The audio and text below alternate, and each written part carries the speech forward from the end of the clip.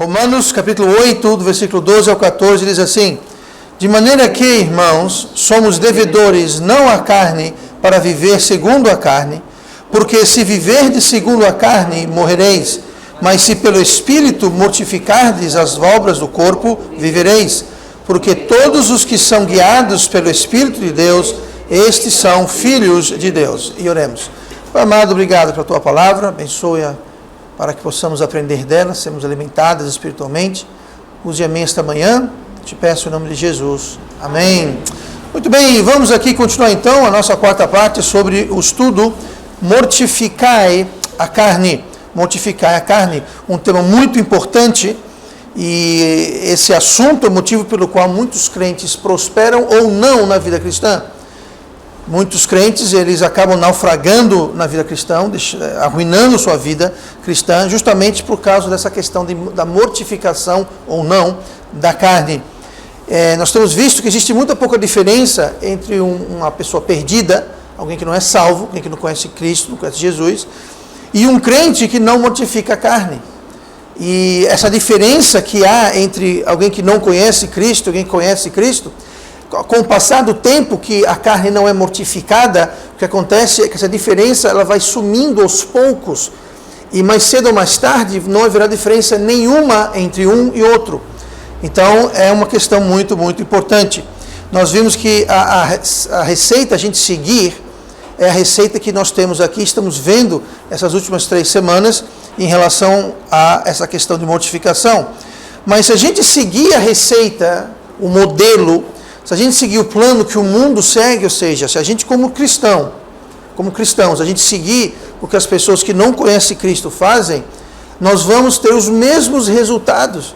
Por isso que eu disse agora há pouco, que tem muito pouco diferença entre o crente carnal e o perdido. Por quê? Porque vai ter o mesmo resultado, você vai usar a mesma receita, você vai ter o mesmo resultado, mesmo não sendo alguém que não conhece Cristo, não muda muito. Então, para que a gente possa entender mais sobre essa questão de mortificar a carne, nós já vimos que é uma ordem, Deus nos ordena a mortificar a carne, não é uma coisa que a gente tem como opcional, é uma ordem, é um dever de todo crente. Essa ordem, ela se torna uma decisão pessoal. Veja bem, não é opcional. O mandamento é dado. Mortificar e pôs a carne. Agora, nós temos que fazer uma escolha pessoal de perseguir, de correr atrás, de trabalhar em cima da mortificação da carne. Nós vimos como mortificar a carne e nós vimos que seguir a Deus e não a carne é o caminho. Nós não devemos seguir o mundo? Não devemos seguir nós mesmos. Nós mesmos também não.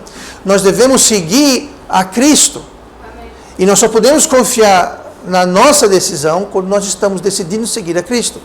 Quando o crente começa a achar melhor seguir o que ele acha, o que ele quer, ele se encrenca. Por quê? Porque Deus é imutável, Deus não muda. A palavra de Deus não muda, Deus não muda. Agora nós mudamos.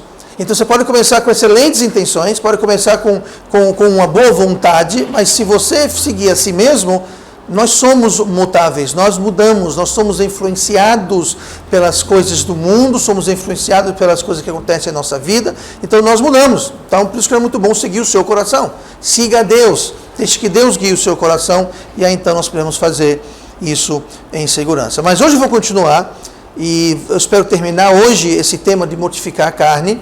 E o que nós temos aqui, eu quero que todo mundo olhe comigo para Tiago, na Bíblia, abre em Tiago, capítulo 3, versículo 2, e trazer alguns pontos esta manhã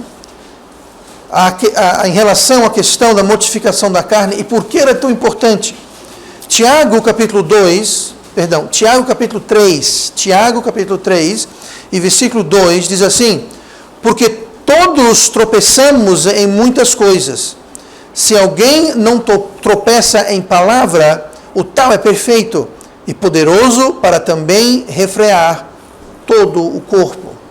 Veja bem, o que esse versículo aqui está dizendo é o seguinte: que todos nós tropeçamos, ou seja, não tem ninguém que não peca, ninguém que não tropeça, todos nós tropeçamos. Mas aqui ele faz um foco em relação à palavra, ou seja, em relação à boca, à língua, naquilo que nós falamos. E ele fala aqui que aquele que não tropeça em palavra, ou seja, aquele que pode controlar a palavra, controlar a boca, controlar a língua, esse é poderoso para refrear todo o corpo, ou seja, você controla a língua, você controla também todo o corpo. E o inverso é verdade, é justamente isso que eu quero falar. Eu quero dizer que a falta de controle, lembrando que controle, temperança, é um fruto do Espírito. A temperança é a gente tendo poderio, a gente tendo poder sobre a carne, mortificar a carne. Mas aqui está dizendo que quem não controla a língua, a boca, com as palavras, o que vai acontecer é que vai contagiar todo o corpo. É só a gente ler o versículo 2 ao contrário. O versículo 2 fala, se alguém não tropeça em palavra, poderoso é para também refrear todo o corpo. Agora, leia o contrário. Se a gente ler o contrário, vai dizer assim, aquele que tropeça na palavra, aquele que não controla a boca, ele não vai ser poderoso para refrear o resto do corpo. Então você veja, se a gente tem um problema em uma área das nossas vidas, aquele problema, aquela intemperança, aquele descontrole, aquela pedra de tropeço, ela não vai só ficar naquela área, não vai ficar só nas palavras, mas vai também desrefrear, digamos assim, vai descontrolar o resto do corpo. Então, quando nós temos uma falha em uma área, se a gente não controlar aquilo, se a gente não domar aquela questão, se a gente deixar o barco correr, se a gente proteger aquela área por algum motivo e não aplicar o Espírito naquela área, aquilo vai se espalhar. Aquilo vai ficar descontrolado, aquilo vai contaminar e contagiar todas as outras áreas das nossas vidas. Por quê? Porque o pecado, ele contagia. A carne, ela não quer só controlar um aspecto da sua vida. Ela não quer só controlar uma parte do que você é. A carne quer domínio total. A carne está lutando porque havia um dia, nós já vimos isso em estudos passados, havia um dia que a carne, ela controlava todo o nosso ser. Havia um dia que nós éramos carne e alma, não havia o Espírito. E desde que houve o Espírito entrando em nossas vidas através da salvação, o que acontece é que agora a carne, ela está brigando porque ela quer reconquistar algum território que foi perdido para o Espírito Santo. Então nós temos que aprender que a carne, ela contagia, a falta de controle, ela contagia. E esse descontrole da língua vai trazer descontrole para o resto do corpo, para as outras áreas em nossas vidas.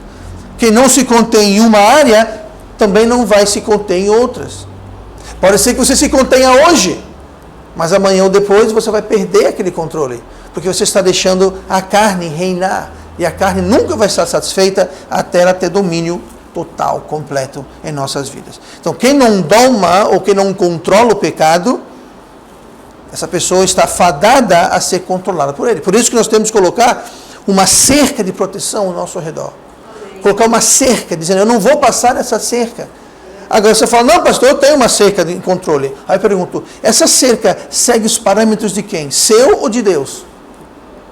Ela deve seguir os parâmetros de Deus, porque a sua cerca, ela pode deixar do lado de dentro algumas coisas que Deus quer que você deixe do lado de fora. A sua cerca talvez seja um pouquinho maior, um pouquinho mais abrangente do que Deus queria. Deus está querendo trazer a cerca mais para dentro, excluir algumas coisas. A gente talvez faça uma cerca muito baixinha, que qualquer um pode passar. Não, coloca a cerca mais alta, se for o caso. E certas pessoas precisam de cercas mais altas em determinadas áreas. Eu vou dar um exemplo, não se aplica a ninguém aqui, é claro, mas uma pessoa que era um alcoólatra, pessoa que era controlada pelo vício do álcool. Aquela pessoa precisa colocar uma cerca bem curta e bem alta. Por quê? Porque é muito mais fácil a pessoa que já teve problema com bebidas alcoólicas voltar a perder o descontrole. Então nós temos que aprender a fazer isso, a fazer uma cerca, mas fazê-la de acordo com os planos de Deus. Olha comigo para 2 Pedro, capítulo 1. Estamos vendo que a falta de controle contagia. Você começa a vacilar em uma área, daqui a pouco aquilo vai se espalhar para outras áreas da sua vida. 2 Pedro, capítulo 1, eu vou ler do versículo 5 em frente, diz assim: E vós também, pondo nisto mesmo toda diligência, acrescentai à vossa fé a virtude, e a virtude ciência, e a ciência a temperança, marque bem essa palavra, temperança, e a temperança a paciência, e a paciência a piedade, e a piedade o amor fraternal, e o amor fraternal a caridade, porque se em vós houver e abundarem estas coisas, não vos deixarão ociosos, nem estéreis no conhecimento de nosso Senhor Jesus Cristo. Eu quero que você olhe comigo aqui no versículo 6, onde usa a palavra temperança. Nós temos que acrescentar certas coisas à nossa fé. Nossa fé está falando sobre quando nós somos salvos. A gente teve a fé que salva, aquela fé de crer no Evangelho. E uma vez que a gente tem aquela fé de ser salvo, acabou, encerrou? Não. Depois que nós somos salvos, não é o fim, é o começo de uma nova vida. E nós temos que acrescentar algumas coisas. Aqui fala acrescentar a virtude, ciência, temperança, paciência, assim por diante. Mas uma das coisas que precisa ser acrescentado, e note bem, diz aqui o seguinte, no versículo 5, e vós também, pondo nisso mesmo toda diligência, acrescentai, é para a gente acrescentar. Não é para eu esperar Deus acrescentar, é para você, nós, individualmente, cabe a nós estarmos acrescentando estas coisas. Uma dessas coisas é temperança. Como é que a gente acrescenta temperança em nossa vida? A gente não vai na loja, compra um quilo de temperança e coloca no bolso. A temperança, aliás, todos esses ingredientes, a virtude, a ciência, a paciência, o amor fraternal, a caridade, a piedade, tudo isso a gente não acrescenta diretamente. Nós acrescentamos indiretamente. Como? Lá em Gálatas capítulo 5. Nós temos que andar no Espírito. Porque aquele que anda no Espírito vai ter o quê? Os frutos do Espírito. E qual é um dos frutos do Espírito que nós temos lá em Gálatas capítulo 5? Temperança. Então você veja bem, nós temos que acrescentar temperança, porque essa falta de controle, essa intemperança, ela leva ao retardamento espiritual. O crente que não mortifica a carne, ele se torna um retardado espiritual. O que é um retardado? Alguém que não está aonde deveria, no seu desenvolvimento. Se você pega uma pessoa, digamos assim, aqui, o Biel, digamos que o Biel aqui é um retardado mental, certo? Só um exemplo, você não é. Mas se ele fosse, qual seria a característica de um retardado mental? É alguém que tem uma idade, vamos supor, de 20 anos, digamos, mas tem uma mente de uma criança de 5, 6 anos. Por quê? Porque ele não desenvolveu a mente, ele está retardado, ele está atrasado no seu desenvolvimento. Espiritualmente, o mundo está cheio de crentes retardados espirituais. Por quê? Porque foram salvos há muito tempo atrás, foram salvos há meses, anos, décadas talvez, mas não estão aonde poderiam e deveriam estar. Eles estão atrasados, retardados no seu desenvolvimento, no seu crescimento espiritual. Porque aqui fala no versículo 8 de 2 Pedro 1, fala assim, porque se em vós houver e abundarem estas coisas, que coisas? As coisas que acabamos de ler, uma delas é a temperança, se em vós houver e abundarem estas coisas, não vos deixarão ociosos nem estéreis. Você quer ver um crente ocioso? Um crente que não faz nada. Quer ver um crente que é estéril, não dá fruto, não produz. Esse crente é um crente que não está mortificando a carne como deve. Quando o crente está no seu desenvolvimento, onde Deus quer que ele esteja, ele não vai estar ocioso, não vai estar estéril. Por quê, pastor? Gente, Deus salvou você para quê? Por que Deus salvou você? Muitos motivos, mas um deles foi para você fazer alguma coisa, não ficar ocioso. E outra coisa foi para você dar fruto e não ficar estéril. Então, se o crente está ocioso e está estéril, alguma coisa está errada. Eu sei o que está errado. O que está errado é que está faltando temperança, entre outras coisas, e a temperança, ela leva ao retardamento espiritual daquela pessoa. Aquela pessoa deveria estar muito mais além de onde está espiritualmente, mas não está. Por quê? Porque a carne não está sendo mortificada como deveria. A carne ainda reina e controla. Aquela pessoa não segue a palavra de Deus como sendo sua bússola. Ela não segue a pregação, ela não segue a sabedoria. Ela faz as coisas do jeito que a carne quer, a própria vontade, sem coração. E o resultado é que haverá ociosidade e haverá esterilidade. Não vai produzir, não vai fazer nada. E isso é causado simplesmente pela falta de temperança, que é uma falta da mortificação da carne. É importante mortificar a carne justamente por isso. Se não mortificar a carne, o crente se torna inútil para o reino de Deus. Inútil. Tem muita gente, chegou a tal ponto que tem muitas igrejas que o não ser ocioso é a pessoa vir para o culto. Não, eu vou para o culto, pronto, vou para o culto. Gente, culto a gente vem para a gente se encorajar, para a gente carregar as baterias, para a gente aprender, ser treinado. A gente vem para o culto para não ficar ocioso. Só vir para o culto não é o fim da história. Tem que frutificar. Frutificar também em nossas vidas. Estamos tendo os frutos do Espírito em nossas vidas. Há paz em nossas vidas. Está havendo temperança, amor. Porque se não tiver, o problema é que o Espírito está fraco e a carne está forte. Por quê? Porque a carne não está sendo mortificada. Ela está sendo, sim, alimentada. E é claro, então, que a temperança vai sair pela janela. Pode-se chegar até o extremo, ainda aqui, em 2 Pedro, capítulo 1. Olha que ponto pode chegar um crente que não tem temperança e essas outras coisas. O versículo 9, de 2 Pedro 1. Pois aquele em quem não há estas coisas, ou seja, temperança incluso, é cego, nada vendo ao longe, havendo-se esquecido da purificação dos seus antigos pecados. O crente que não amortece, que não mortifica a carne, o crente que deixa a carne correr solto, ele é cego, ele não vai enxergar nada, aqui é espiritualmente cego, ele não vai perceber que situação precária ele se encontra. Ele vai estar andando na beira do abismo sem saber, achando que está passeando no parque. Mas aqui ele pode até chegar ao ponto de ter esquecido. Ele começa a duvidar a própria salvação. Ele começa a precisar ficar olhando no espelho e falar: você é salvo, você é salvo, você é salvo. Sabe por quê? Porque não há a paz interior. Não há evidência da sua salvação. Então ele começa a ficar se repetindo para ver se convence que é salvo. Porque ele já esqueceu. Não, eu sou salvo, eu sou salvo, eu sou salvo. E o triste é o seguinte: pode bem ser que ele está se enganando. Pode ser que de fato ele não é salvo. Por isso a dificuldade em amortecer e mortificar a carne. A dificuldade é grande porque a carne está controlando tudo. Então é muito importante essa questão da mortificação da carne, de ter temperança, de ter controle em nossas vidas. Porque senão podemos chegar ao ponto que a gente vai até esquecer que a gente é crente. Vamos esquecer que nós somos purificados dos nossos antigos pecados. E nós vamos voltar para aqueles mesmos pecados. Eu já falei isso antes, mas você pode ver, a pessoa, quando ela é liberta de um pecado e vai para Deus, se ela se afasta de Deus, ela volta para aquele mesmíssimo pecado do qual ela saiu. Salomão escreveu o quê? Que o cachorro voltou para o seu próprio vômito.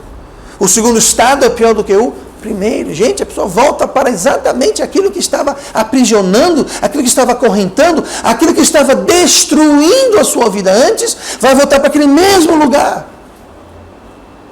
Porque já é um ponto fraco. Já é um ponto fraco na muralha. Então é muito importante que nós tenhamos controle e temperança de mortificar a carne, porque número 1, aquela falta de controle vai contagiar outras áreas de nossas vidas. E número 2, a falta de controle, ela vai trazer um atraso, um retardamento espiritual em nossas vidas. E junto com esse retardamento vai vir as consequências. Sem dizer aquelas que nós vamos ter que prestar contas para Deus, para Jesus, no tribunal de Cristo. Tem que explicar, tentar explicar o que não há explicação. Olha comigo para Daniel capítulo 1, no Velho Testamento, Daniel capítulo 1, se for rápido de Bíblia, abram lá. Eu vou ler o versículo 8 de Daniel 1, que diz o seguinte: E Daniel propôs no seu coração não se contaminar com a porção das iguarias do rei, nem com o vinho que ele bebia. Portanto, pediu ao chefe dos eunucos que lhe permitisse não se contaminar. Aqui a história de Daniel. Havia sido capturado, a nação toda está no exílio, ele está servindo, ele era de família nobre, e por ser de família nobre, o rei da Babilônia, ele levou essas pessoas que eram cultas, educadas, treinadas, tinham grande potencial. Esse pessoal ele levou para a corte dele, ia fazer parte da corte dele. Daniel, se livro todo, Daniel chegou ao ponto que ele se tornou como se fosse um ministro no governo do rei. Mas a questão aqui é que aqui ele está recém-chegado e ele deveria então se alimentar das comidas que ele era proibido como judeu de consumir. Então veja aqui, ele era prisioneiro, basicamente, no palácio, mas era prisioneiro. E aqui ele teve uma escolha. Ele poderia se contaminar com as iguarias do rei. Note que fala iguaria. Aqui não é um feijão com arroz, um cachorro quente, não. Aqui era iguaria, gente. Aqui era coisa boa. Aqui era sushi. Era sushi, sashimi, tá? Isso aqui era caviar, isso aqui era coisa boa. Só que ele, como judeu, não era lhe permitido comer isso. Mas o ponto que eu quero fazer é o seguinte: onde começou essa determinação na vida dele? E Daniel propôs aonde? No seu coração. Gente, essa questão de mortificar a carne, ela é uma reflexão, ela mostra o estado do nosso coração. Daniel aqui falou, eu não vou me contaminar com isso. Ele propôs no seu coração.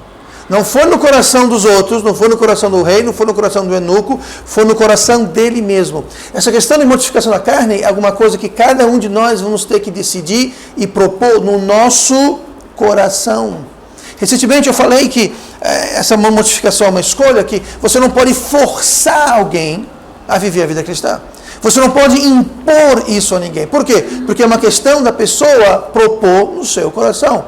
Agora, quando falamos de nossos filhos, nossas filhas, quando elas são pequenas, aquela é a hora de você impor, aquela é a hora de você moldar, aquela é a hora de você estabelecer regras rígidas. Por quê? Porque depois que chega na adolescência, na vida adulta, aí cada um tem que propor no seu coração. Uma criança, você tem que propor no coração dela. Você que tem que moldar, dar o exemplo e forjar aquela criança. Num lar que segue a Cristo, que aplica as suas leis assim por diante. Mas depois que passa a infância, não adianta você querer impor, arrastar alguém. Eu já sei, eu vou pegar meu amigo, vou arrastar ele para a igreja, ele vai virar... Não, não vai. Não vai. Ele vai se tornar um grande hipócrita, porque quando essa transformação não acontece, e a gente está se moldando e mortificando a carne, não porque eu propus no meu coração, mas para agradar os outros, para agradar o pastor, para agradar o namorado, a namorada, a noiva, o noivo, o esposo, a esposa, para agradar alguém, você não propôs no seu coração. Você está fazendo aquilo com algum interesse. E quando nós agimos assim, Deus nunca, jamais transforma. Então o que você está fazendo? Você está se cercando de pessoas que na realidade estão sendo atores e atrizes numa peça, seguindo o figurino, seguindo o enredo, porque nunca eles pessoalmente propuseram em seus corações. E não adianta eu querer por ninguém, aquela pessoa precisa propor no coração daquela pessoa. Não adianta um pai propor no coração do filho, não adianta o pastor propor no coração do não adianta. Cada um tem que propor no seu próprio coração. E ele adotou essa posição de não se contaminar, ou seja, ele queria mortificar a carne, não quer se contaminar, porque a carne contamina, nós vimos agora há pouco, que ela se alastra, ela contagia, ela contamina tudo em nossas vidas. Então, ele propôs isso no seu coração de não se contaminar, porque era o que ele queria. Se não houver um desejo em nosso coração de mortificar a carne, não vai acontecer. Se a gente não entender a importância da mortificação, e se a gente não acreditar no que nós estamos vendo essas últimas 4 semanas, o que vai acontecer é que a mortificação não vai ocorrer. O que vai acontecer é que nós vamos começar a colocar uma capa que a gente veste quando está na frente dos irmãos. Mas quando eu estou em casa, quando eu estou na faculdade, na escola, na rua, a capa sai. Aí só veste a capa em frente dos pais, em frente dos irmãos, em frente do pastor. Só que vai chegar um dia que aquela capa vai ficar incômoda e pesada. E com o tempo você vai deixar de vestir aquela capa e você vai jogar aquela capa fora. E não haverá nem mais a aparência. Vai ser óbvio e notório para todo mundo que aquilo era só uma capa, que não era uma proposição do coração, era apenas uma imposição externa. E você não pode impor externamente a mortificação da carne. É uma coisa que a gente faz no coração com o desejo de fazer. É possível saber, sim, o estado do coração de alguém. Não olhando, só Deus sabe isso, mas a gente vendo o nível e a progressão da mortificação daquela pessoa. Provérbios 4:23 fala assim: sobre tudo que se deve guardar, guarda o teu coração, porque dele, do coração, precedem as fontes da vida. Veja bem que interessante aqui. Fala aqui as fontes. Fonte aqui é falando sobre uma fonte de água. Agora, uma fonte de água, onde ela nasce, onde ela brota do chão, você não vê. Você não vê. Se você segue um ribeiro, você vai seguindo a água, você vai no lugar onde a água está brotando da terra. Antes de brotar na terra, você não vê aquela água. Imagine que embaixo dali tem um coração. Eu não estou vendo o coração, mas eu estou vendo o que está fluindo. Eu estou vendo o que está saindo dessa fonte. Eu não estou vendo a fonte, mas se eu olhar na água e for uma água que está contaminada, uma água suja, eu sei que a fonte está corrompida. Eu sei que a fonte está poluída. Eu não estou vendo o interior da fonte, mas eu vejo aquilo que está fluindo. Eu vejo aquilo que está saindo da boca, o que está saindo da mente. Eu vejo as atitudes, onde a pessoa anda, com quem ela anda, o que ela faz, o que ela pensa, como ela decide. Tudo isso nos dá um claríssimo relatório da condição do coração. Deus não precisa fazer isso, porque Deus vê o nosso coração. Mas não é muito difícil você ver uma pessoa que não está mortificando a carne. Como você sabe? Porque a carne está correndo solto. A pessoa não fala 2, 3 coisas, você percebe a carne. Você vê as decisões os caminhos que as pessoas decidiram trilhar, você vê quem está em controle. Você vê pelo jeito que a pessoa anda, do jeito que ela fala, do jeito que ela se veste, do jeito que ela tem as suas amizades ou não, de quem ela se aproxima, de quem ela se afasta. Tudo isso deixa claro a condição do coração daquela pessoa. Mas isso depende de uma proposição, da proposta que a gente faz no nosso coração. Para resumir essa série, olhe comigo em 1 Coríntios 9:27. 1 Coríntios 9:27, o apóstolo Paulo nos deixa um modelo a seguir nessa questão de mortificação na carne. 1 Coríntios 9, versículo 27, fala assim: antes subjugo o meu corpo e o reduzo à servidão, para que pregando aos outros eu mesmo não venha de alguma maneira a ficar reprovado. 3 palavras aí que eu quero falar antes de resumir o estudo. Marca aí a palavra subjugar, servidão e reprovado. Paulo fala que ele subjuga o seu corpo. Subjugar significa reduzir ou render-se à obediência. Paulo falou que ele subjuga o meu corpo. Não era Deus que estava subjugando o corpo dele. Não era o Espírito Santo que estava subjugando o corpo dele. Não era o pai, não era a mãe, não era ninguém. Sabe quem estava subjugando o corpo dele? Ele. Subjugo o meu corpo. Isso, essa mortificação da carne, é algo que nós precisamos fazer. Muito crente erra. Eles ficam assim, ó Deus, subjuga a minha carne, Deus, me transforme, Deus. E eles não mexem um dedinho. Eles não fazem nada. Ficam só esperando. Subjugar a carne. Por que uso o termo subjugar? Por que uso o termo aqui que é reduzir a pessoa, no caso a carne, a se render? Porque existe um conflito entre o que você quer e o que Deus quer. Olha outra palavra, servidão. Eu reduzo a servidão. Essa palavra servidão, ela está mais para escravidão. Escravidão. Nós temos que fazer da carne o nosso escravo. Porque se a gente não fizer a carne o nosso escravo, nós vamos ser escravos da carne. O que a carne quer, tem que ter. O que a carne vê, tem que ter. O que a carne sente, tem que ter. Ou seja, nós nos tornamos escravos da carne, porque a carne está nos subjugando. Nós estamos obedecendo à carne. Por isso que de vez em quando, gente, é bom a gente jejuar. Amém. Sabe por quê? Porque a carne vai estar com fome. A carne fica mais... Você fica mais fraco quando você está sendo privado de certas coisas. E de vez em quando a gente aprender a ter controle da carne, a gente controlar a carne. Pastor, mas é errado se alimentar? Não, de modo algum. Mas às vezes é bom a gente exercer esse controle da carne. Porque se a gente não controlar a carne, tenha certeza que a carne vai nos controlar. Se a gente não escravizar, levar a servidão à carne, nós vamos acabar nós sendo servos e escravos da carne. E olha a palavra reprovado. Para que eu mesmo não venha de alguma maneira ficar reprovado. Essa palavra reprovado é o destino de todo crente que não mortifica a carne. Ela significa descartado. Ele significa desqualificado. Não é que ele não vai para o céu, não é isso. Mas ele se torna inútil para Deus. Um crente controlado pela carne, Deus não pode usar o crente controlado pela carne. Ele se torna reprovado, descartado, desqualificado. Como na fábrica tem controle de qualidade. Aí alguém está lá checando o controle de qualidade, aí tem um certo item que não está à altura que se esperava. Pega aquele item e joga fora. Eu lembro, uns 3 anos atrás, estávamos nos Estados Unidos, com uma família amiga nossa, nos levaram para fazer uma visita a uma fábrica de chocolate. Imagine você, que tentação.